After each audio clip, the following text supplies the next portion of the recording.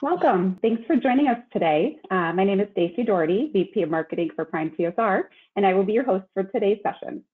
Let's jump right into today's topic, improving customer experiences with a cloud-native approach. Prime TSR is thrilled to have the opportunity to partner with AWS on this session. Just a little bit about us. Prime TSR is a Chicago-based boutique technology consultancy specializing in digital transformation solutions that work with legacy IT environments. Our team of senior experts advise and implement custom cloud-based applications and data platforms. Before we have our speakers introduce themselves, just a few housekeeping items. We have allocated an hour for today's session. If you have questions throughout the session, please feel free to use the chat feature, and we will do our best to address them as we go. And just a reminder that we are recording today's session, and we'll send a copy of the recording and the slides to you afterwards. Without further ado, I'd like to turn it over to our presenters for today. We have Tom Staub from Amazon Web Services and Jeremy Reiner from Prime TSR. Welcome to both of you, and I'll let Tom take it from here. Thank you, Stacey. As Stacey said, I work for AWS. I'm a partner solutions architect focused on Microsoft workloads, in particular, focused with SQL Server. I've been working with SQL Server for about 20 years. And in that capacity, I present at SQL Saturday events, past user groups, AWS events, that kind of thing, doing presentations, as well as working with partners like Prime TSR to help our customers get the best experience on AWS. And with that, I'm going to turn things over to Jeremy for a little bit. Thanks, Tom. Thanks, Stacey, as well, for the great intro. My name is Jeremy Reiner. I'm Associate Principal with Prime TSR here, and we're all about trying to get a better experience when consuming cloud services and helping all of our clients adopt new technologies and find better ways to engage with their consumers. And that's what today's session is going to be all about. So from an agenda standpoint, we're going to go through a little bit of the Customer Experience 360 overview, what it is, what it means to you, and what it could mean for all of your customers. We'll talk a bit with Tom and walk through what that journey to getting your data realized really looks like. And then we'll wrap up with a couple of case studies and stories and talking about really some real life examples of how this experience can be implemented. And hopefully we'll have a few minutes, at least 5 or so, to take some questions and do some back and forth with the group that's attending today.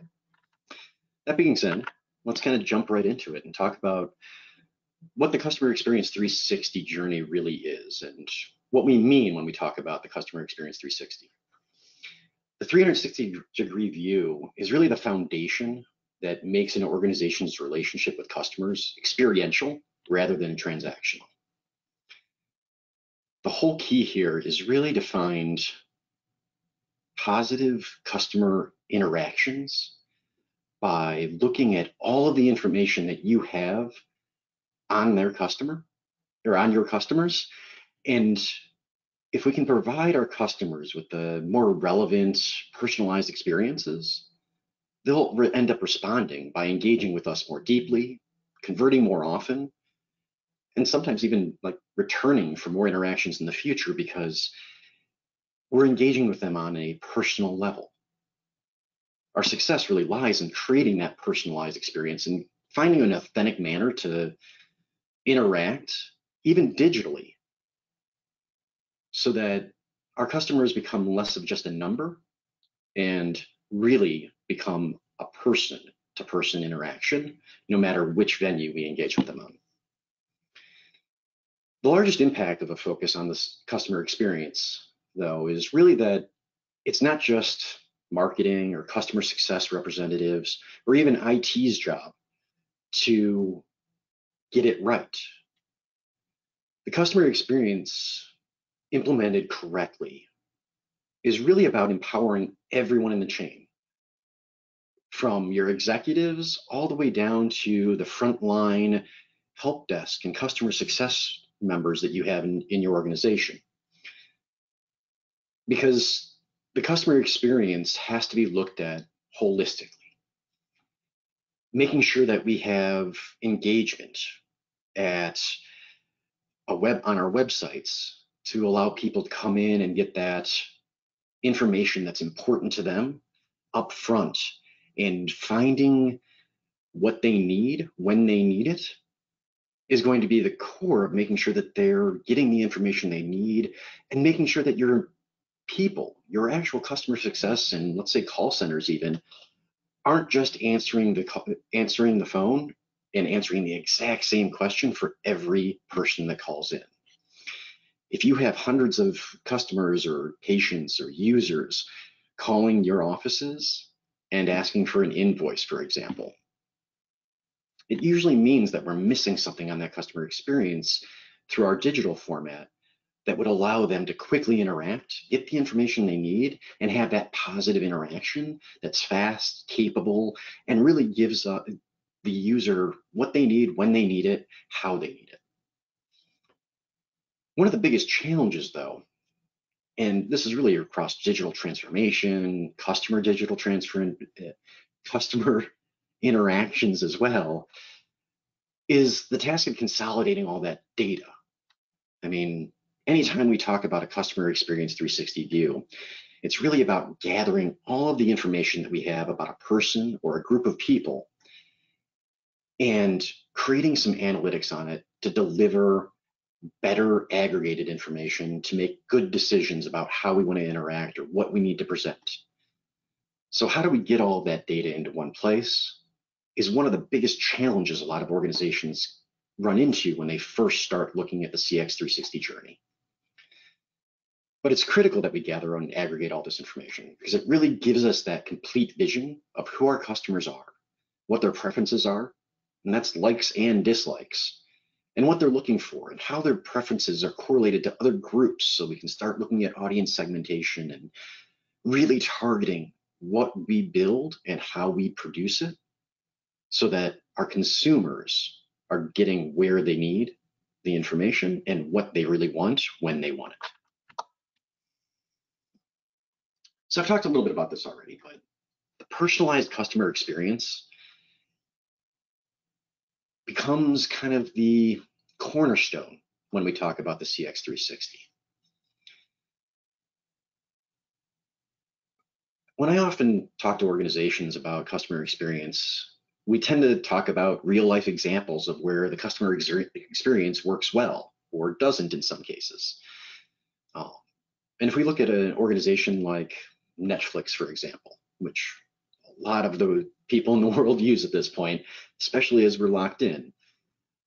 And if we look at that, they have a recommendation list that's generated based on your viewing preferences. Every time you log into Netflix and you complete watching a show, even if you don't say that you like it or rate it, it'll assume that you actually like that at a lower score level than if you rated it 5 stars. And if you only watch about 5 minutes of a show before you quit and don't watch it again, it'll actually log that as a dislike as well. So every time that they say more recommendations for you in that little area on Netflix, that's all based on the data that they can collect, centralize, analyze, and then present back to you to something that is usable. And I know my recommended list actually works fairly well. So the core of that is, though, is that they found a way to take simple interactions that are happening organically that we as consumers are consistently doing. And then they're taking that to create decision trees and very simple logic forms to present back more of what you're already interested in. And at the core, that's what personalized customer experience. That's what we want to try to accomplish, no matter our product or our project or our service that we provide to our users.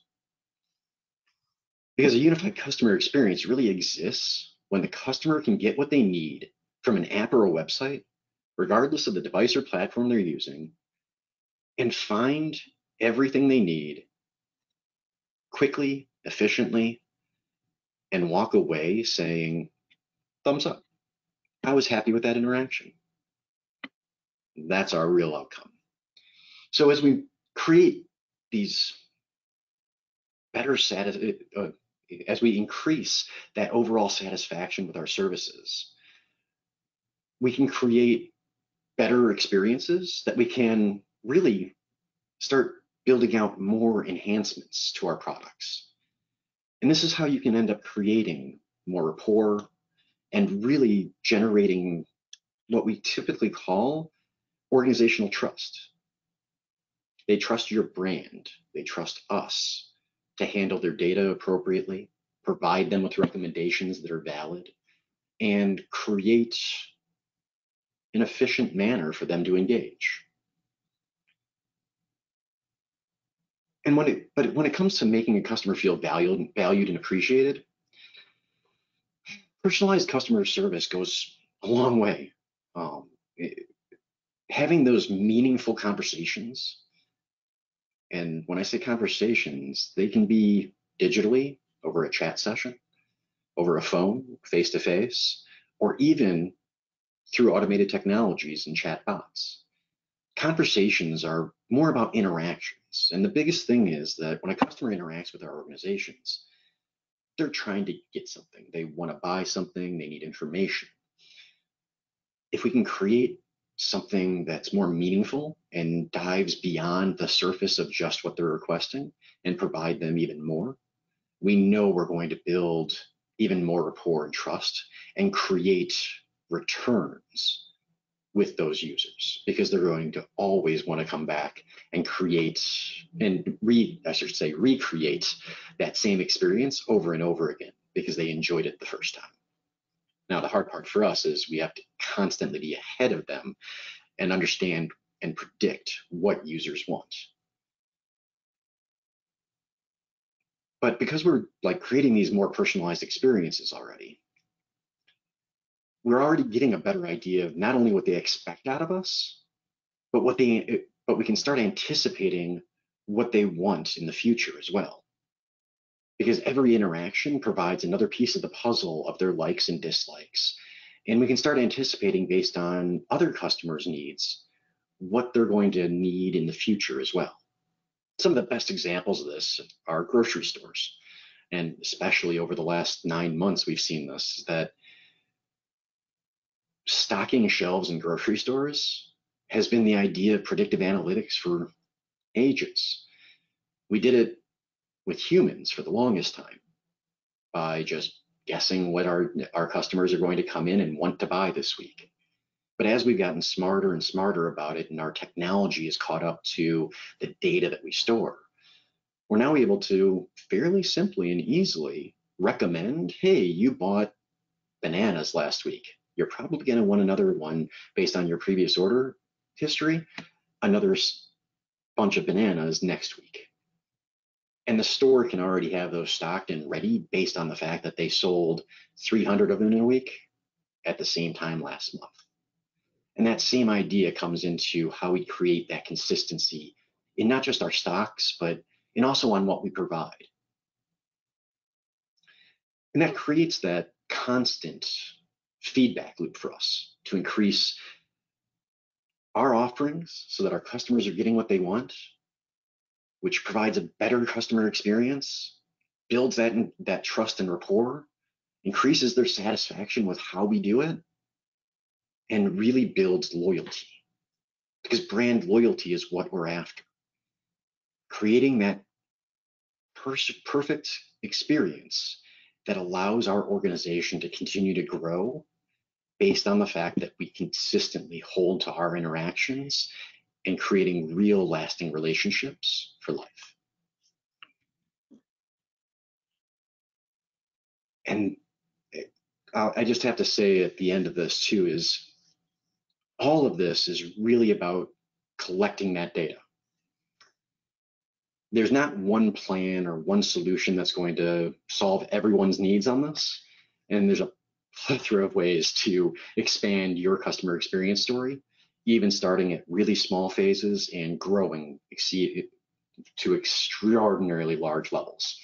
But we have to find the right place to start for everyone.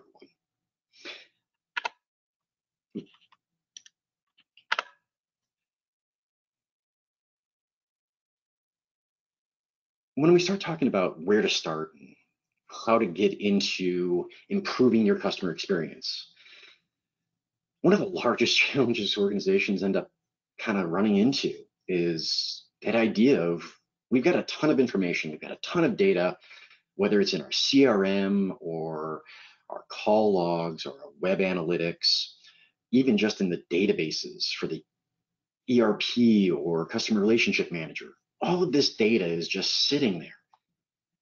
How do we consolidate it and actually start leveraging that customer data and even employee data to make it so that we can create a full customer view and a process in which we can interact with our users more effectively? One of the easiest ways, and this is why we're going to be talking today a little bit later about some of the cloud technologies, is leveraging tool sets that are already available for us. But as we do that, we want to keep an eye on avoiding siloed data. And when I say siloed data, one of the problems that we tend to have, and one of the reasons I love this picture, is we've got this idea that our organization is a widget seller. And no matter what we do, we're only selling widgets. So we're really only concerned about how the customer interacts with our site and our widgets.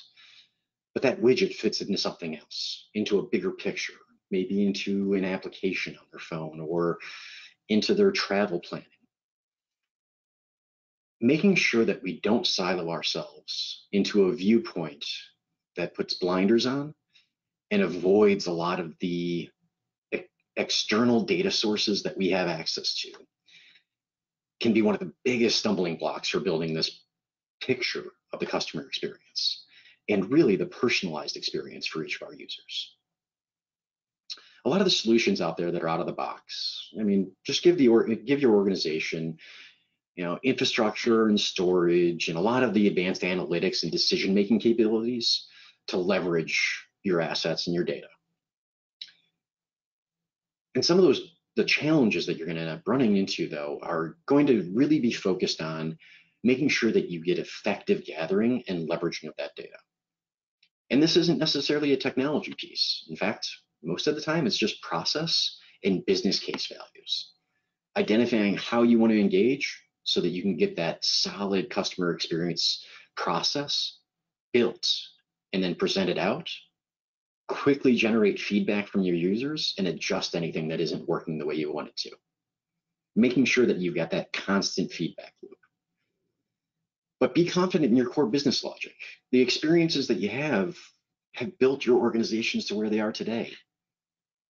This isn't a reinvention necessarily as a slight change to how we present to provide more information and more data to your organization and to your users and to your consumers to give them a more rich experience, not to completely disrupt the experience itself. So as we're talking about this data, a lot of the building blocks behind it all become important to just know what we're talking about when we talk about the technologies behind the data within the customer experience.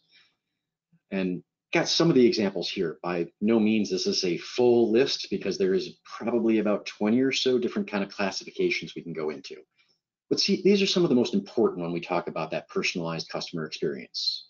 Information retrieval is really about grabbing search engine enablement and applications and data, even enabling some of the text search or voice and image searching so that we have just an easy way of generating and grabbing information that a user might be looking for. Translation services also come into play when we talk about voice recognition and image searching even, because now we can use a lot of this new technology that's out there to do image scanning and real-time transformations that can enable searching through photos and saying, show me all the fire hydrants in the world. You can literally provide almost anything you need through some of these translation services now through video, photo, and even just plain text recognition. But as we talk about how we engage with our users, there's a lot of different ways to do that. And some of the most popular that a lot of marketing organizations have started taking on is audience segmentation and targeting to ensure that we've got good direction on how we want to focus on users. And it really just allows for grouping of users and profiling a little bit more so that we can do predictive modeling techniques and more automation for entitlement and providing the right services to our users as needed. But building out some of that pattern recognition is going to be critical, along with data mining external sources like I mentioned earlier, so that we get those good personalization customizations to your digital workloads. So your websites, your applications that are provided, finding a way to create solid personalization for each of those users' interactions is all going to be based on a few different pieces. And it's really all of these, but the single sign-on and profile management is all about getting a solid identity for your user in place so that when somebody logs in, all of your systems understand who they are and can connect all of their data to one place. And when I talk about connecting data into one place, it's really about pattern recognition and creating that personalized customer experience. And if we can pull in sentiment analysis, for example, Facebook likes and dislikes on something that they're looking for, and data mining, let's say LinkedIn, for who they're connected to create that really solid relationship within the personalized experience, you've got all of the kind of tools that you can start manipulating and modeling to create the customer experience that you're looking to deliver for all of your users. Now, you don't have to get into all of these. In fact, it's nearly impossible to start this and try to put everything in at once. So start simple.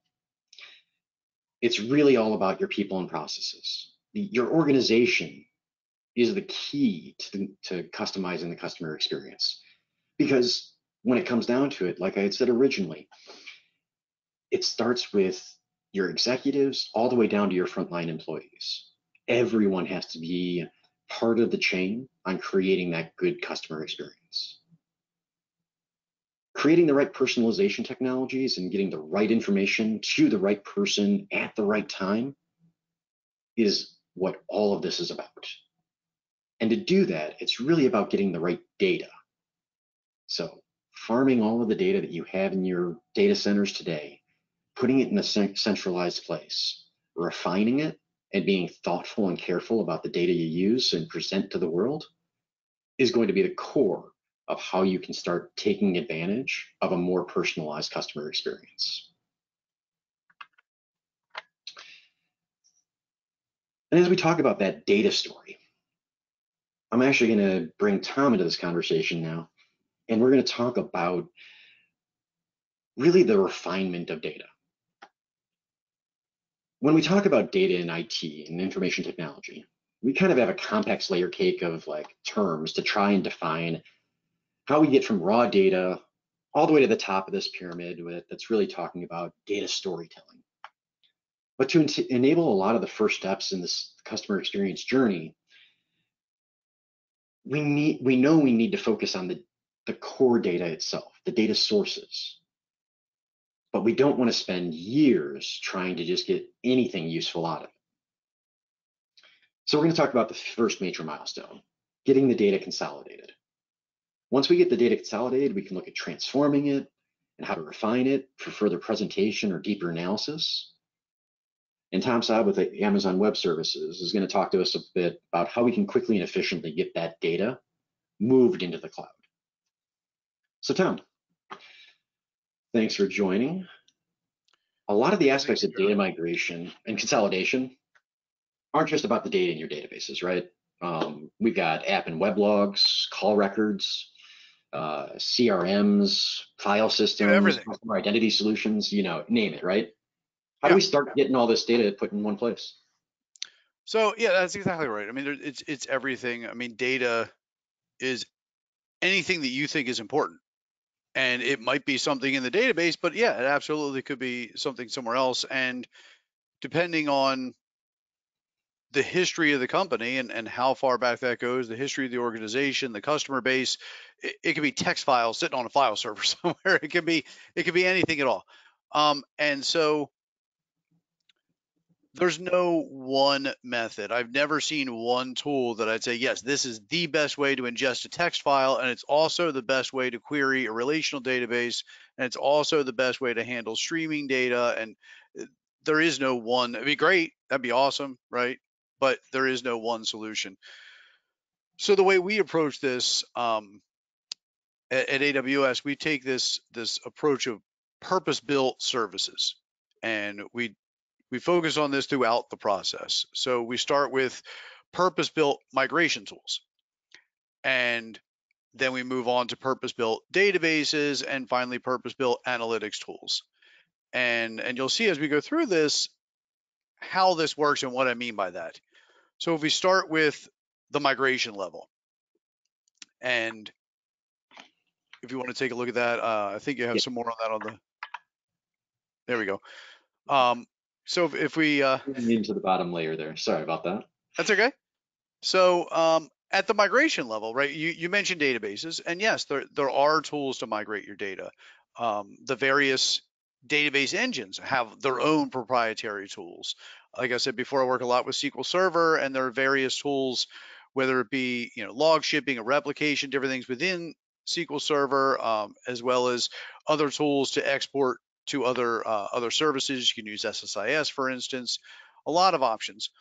We have our own service, the database migration service, that can be used instead of those, or if you don't have another option, you can use DMS, and it does support heterogeneous options. So you can go from, like, say, SQL Server to MySQL or something like that using an option called the schema conversion tool. But that's all just the database side, right? That's just an example of, that's one piece, and it's really just relational databases is what that's primarily focused on.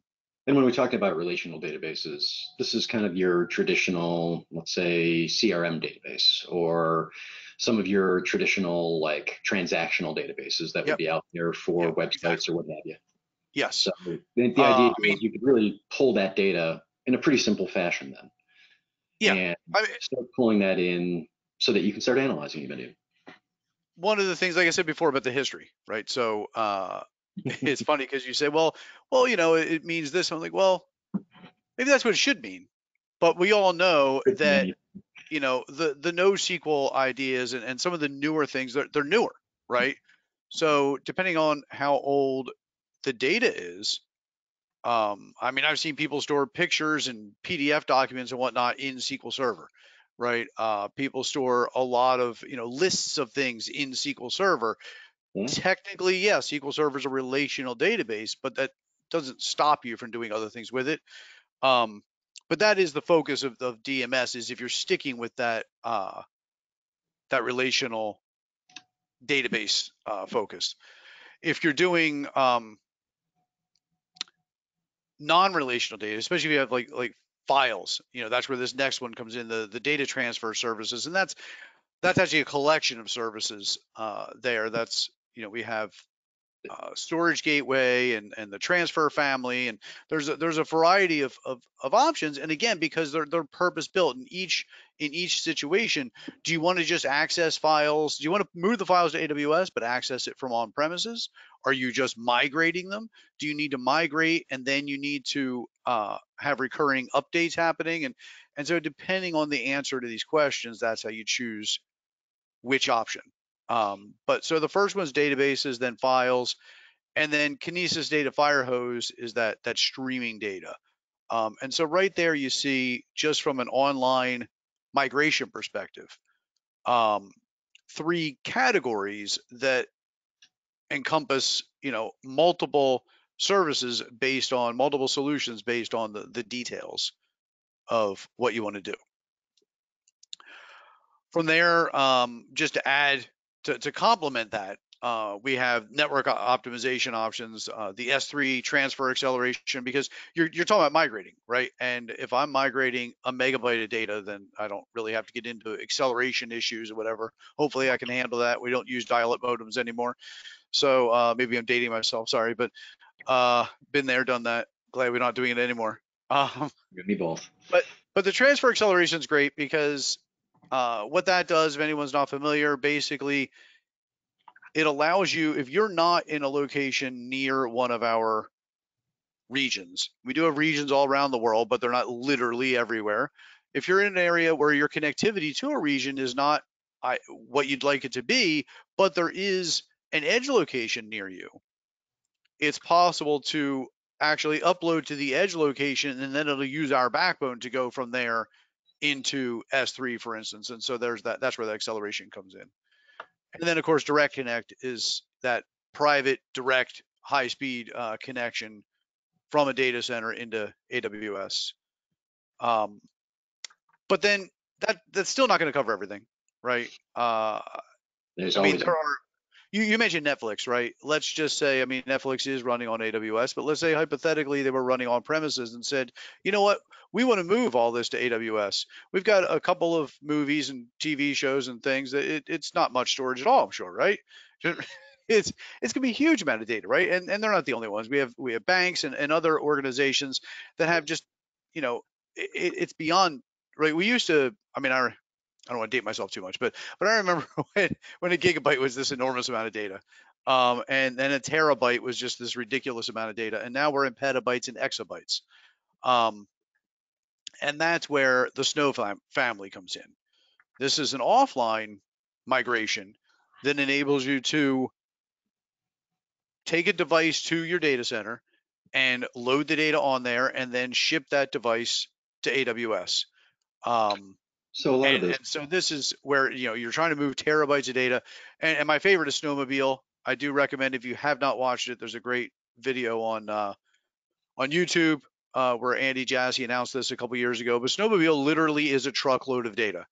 It's great because that's an actual, it's an expression, and yet now it's real, right? It's literally an 18-wheeler truck that will drive up to the data center, and it is just loaded with storage, and you can load petabytes of data on this truck, and then we drive the truck to our data center, or one of our data centers, and load it on. So I mean, obviously, if you're talking about petabytes of data, you're not gonna, okay, let me start the upload, better not get disconnected.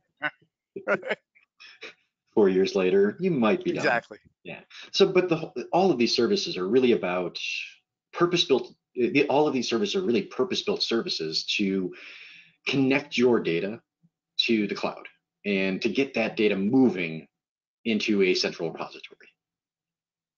Yeah, and that's a great way of looking at it, Jeremy, because it's just a repository. So what have we really done at this stage? We've moved a text file from on premises to AWS, or maybe millions of text files, but whatever. We've moved databases to AWS. We've moved other pieces of data to AWS, but now they're just great. They're not really that much more useful yet. They're just, now they're in a different location. But we need to make the data useful. We need to turn data into information. And the next stage of the purpose-built is these purpose-built databases. And you see here on the far left, we have relational. I mentioned that before, that, you know, the way we look at relational is, yeah, you don't want to just dump things into real. If you have PDF documents and large images, fine, we have document DB, stick them in there, right? If you just have a catalog of products, let's say you manage a library and you want to put your, you know, the old Dewey Decimal Card system, right? You want to catalog all your books in your library online. I don't need a relational database for that, right? That DynamoDB would be great for that. But if I need a system for managing the transactions of my business, you know, if I have customers who are buying things, and I have, you know, potentially thousands or tens of thousands or hundreds of thousands of customers, you know, at any given moment, all doing these transactions, I need to be sure that I didn't accidentally sell my 5 widgets to 20 different people. I can get in trouble there. Right? So that's where, yes, there is a place for relational databases, but there's also a place for each one of these. You know, each one has its own use case, and again, it's that purpose-built design. No, and this kind of goes back to that statement that you had earlier on, right? Is that there's not like that one tool for everything, but AWS has taken the time to basically identify most of the bigger use cases and create solutions so that we as customer experience builders don't have to worry about the technology as much and can focus on data itself and how to present it to our users. Absolutely. In all of these cases, I strongly recommend an approach where just that you have different people in your organization. You have salespeople, you have technical people, you have marketing people, right?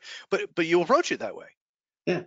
You have the right people in place to identify, this is what I want to accomplish. How do I do it? And then that's when the technical people start coming in and figuring out, okay, well, to accomplish what you want in this particular case, you're talking about, like I mentioned, the card catalog. Okay, well, we have a card catalog, and right now it's all on paper, and you want to make it all online for our users, and that's great.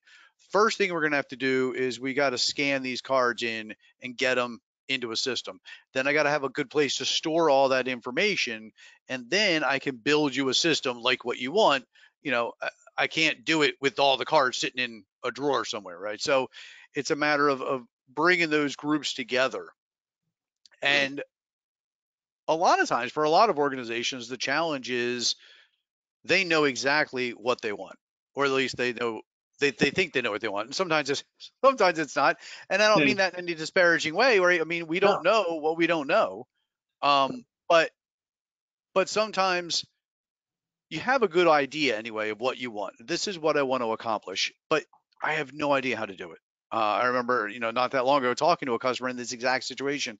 They said to me, I want to move this to AWS. I'm like, that's great. I could tell you, I agree with you. Obviously, I think it's a great solution. And they were talking about the redundancy and the multi-AZ approach and why they really liked AWS. But they said, but I'll be honest, I know nothing about it. I got nothing. And we were small, or they had like, I think 6 or 7 employees, non-technical shop, right? They literally made stickers and tattoos was what they did, but like custom stickers and tattoos, and they are temporary tattoos, I should say.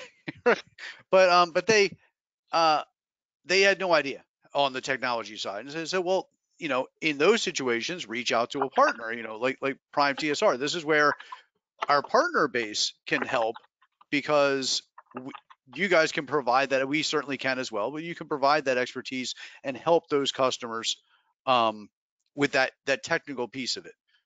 Yeah, it's fair. And a large part of this is really just, I mean, we're so focused on the data today, right? So we take from data and we get it centralized. We can help push that data into an analytics platform and really start creating some of those new user experiences. And that's really the goal here, even Well, internally for us, right?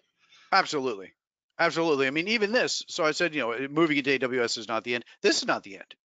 Right. I mean, again, in my experience of working with customers, and I'm sure Jeremy, you would agree, you're not going to have a whole lot of situations where someone said, "Oh, great, you put it into DynamoDB. Let me just query that from the internet," and that, there's got to be an easier way to get to it, right? And so that's the next stage. And you see, again, there's a lot of options, and that's because there's a lot of different approaches and a lot of different use cases, and each one of those use cases has its own twist, its own take on the data and the customer base and the experience.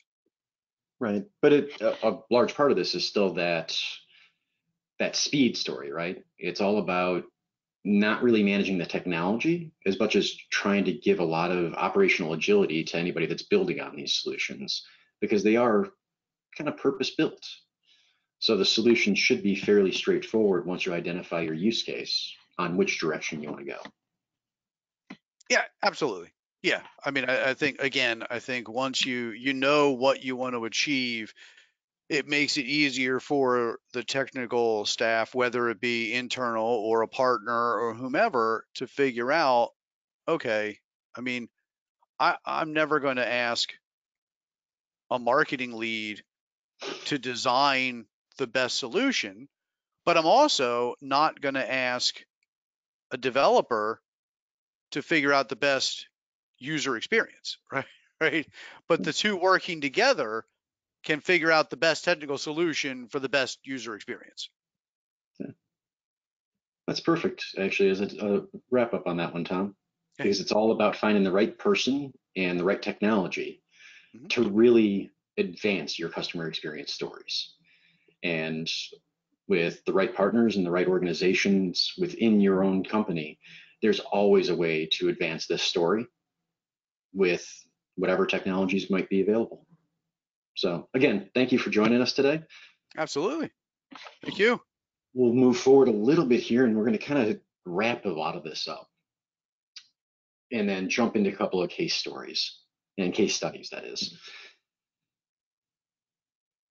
What I'm presenting right now is another of our associate principals and one of our amazing technology architects here at Prime TSR had this quote when he was talking about CRMs and the customer experience, and that's customer relationship management systems.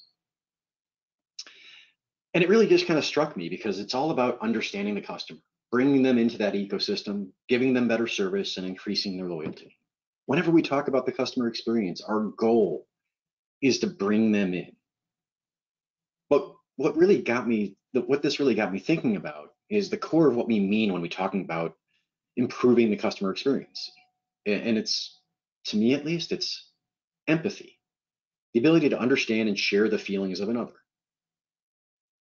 When healthcare providers take this initiative to ensure that one of their most important contact points, physician interactions with patients, takes empathy into account, they can make stronger impressions, right? They receive higher overall scores from patients. And I mean, it probably isn't a surprise to anyone that's dealt with a doctor. When you have an interaction with someone and they're there with you and present, we're always going to score that interaction higher than anything else. If we can provide that better service and by default increase their loyalty because we are there and present and presenting with empathy, then that interaction is going to be something that we can repeat because every time we do that, we're just increasing our customer base's loyalty, increasing our brand effectiveness. And having an interaction with a person who asks how we feel and listens is one of those just massive, massive things that we want to try to achieve. Healthcare situations are rarely thought to be enjoyable, but when I go back to that doctor interaction, right? To the degree that any interaction can be positive with a doctor, it's empathy that drives the response that we want. And while it seems obvious, realistically, for probably anyone that empathy is critical in healthcare settings, it doesn't mean it's any less important in other industries. It even applies to the technologies we build. All the information that's shared with us is sacred. It's our customers, our users, our consumers, our patients, telling us everything about themselves. They're sharing their lives and their wants, their likes, their dislikes, and even the things that they're ambivalent about. All of that paints a picture of a digital version of them. So the more we bring ourselves into that conversation and understand the customer where they're at, the better we'll be as we start building new interactions and the future of our customer experience. Because our job is really to collect what they're telling us, analyze it for patterns, and then reflect it back with context and meaning and something that's relevant.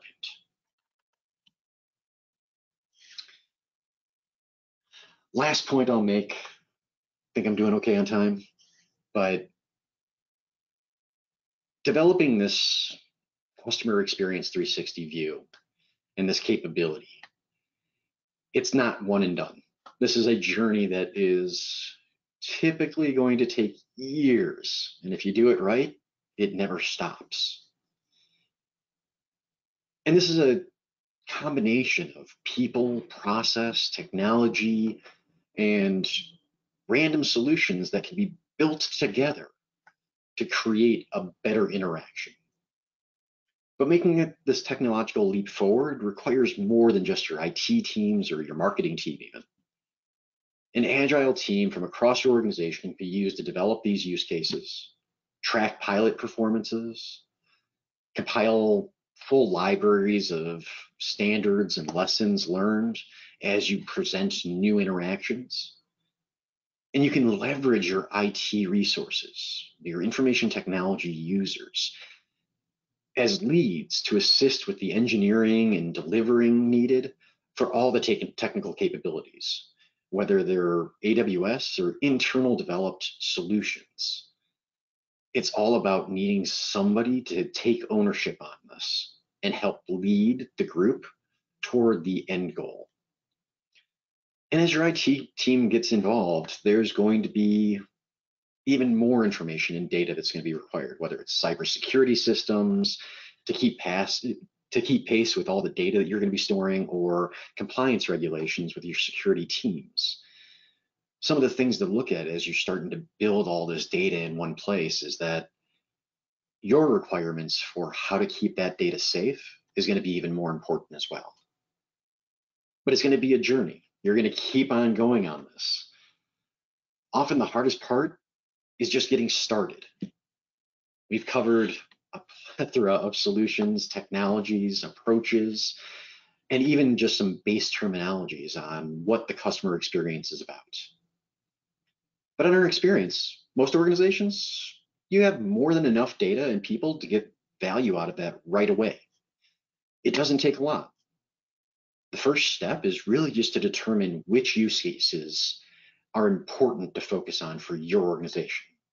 Converting new customers, increasing the spend of loyal customers, generating leads or opportunities, and put an agile team on each of those use cases to rapidly test and learn which offers and interactions best deliver the values that you wanted to grow. The hands-on approach by using an agile team that's multifunctional can help you quickly realize and generate experience and expertise on all of these different opportunities so that your teams can move even more quickly in the future. But as you're doing this kind of iterative approach with constant feedback, you want to make sure that you keep an eye on the end state, because this is still all about the customer experience, not about building great technologies or redeveloping a website or generating a better script for our call centers to interact with our users. It's really all about our customers, our consumers, our patients.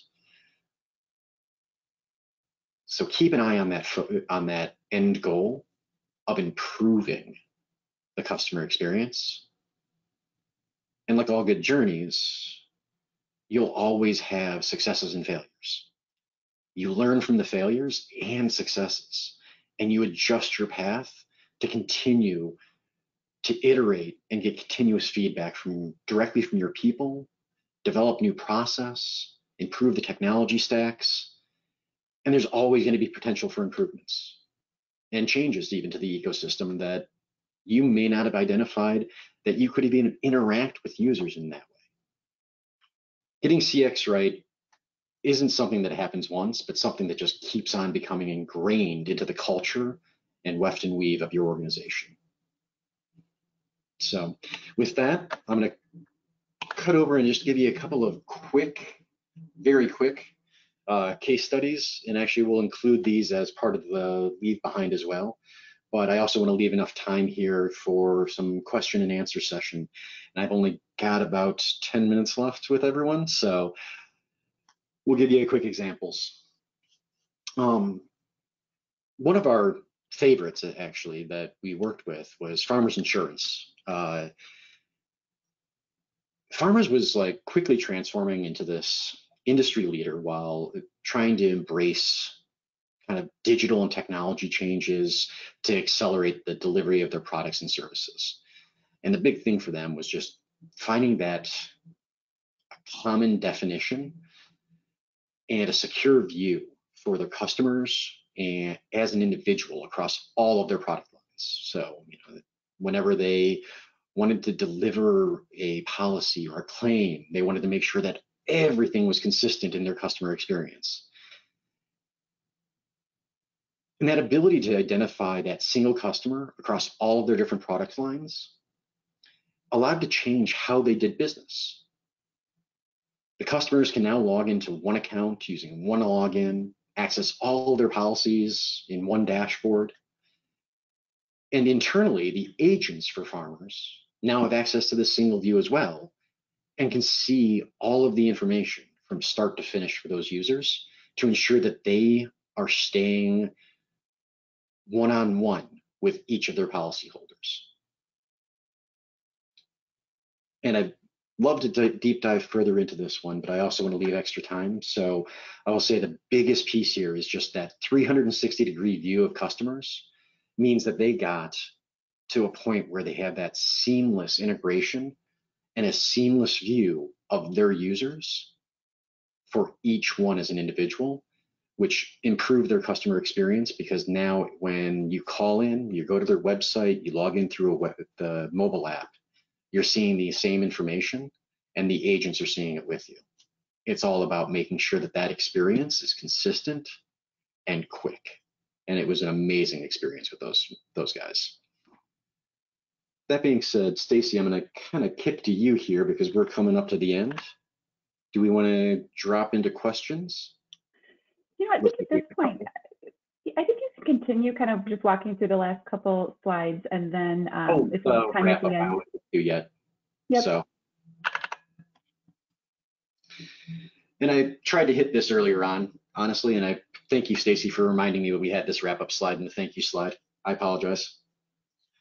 I've said it a few times, and I'll try to reiterate from the beginning as well as the last little section there. But when we're starting down this customer experience journey, start with the data. It's the quick, easy hit. If you can centralize the data, create the relationships within your data, analyze it and refine it, present that back to your users internally and then to your customers themselves, you'll always be able to target the right information for the right persona at the right time. Getting that right is going to be half, at least, of your personalized experience story, because getting that data in one place so that you actually understand your users and can get a full view of them can enable everything else within the customer experience. But be thoughtful and careful on what data you use. There is such thing as having too much data and trying to refine all of that.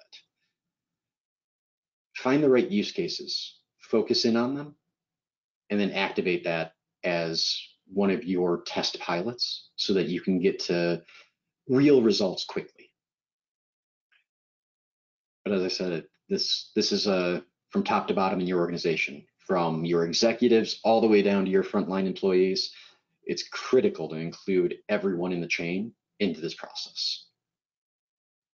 The biggest thing we get by improving this customer experience: more meaningful conversations, enhanced trust, better loyalty scoring, and improved overall satisfaction from the consumers.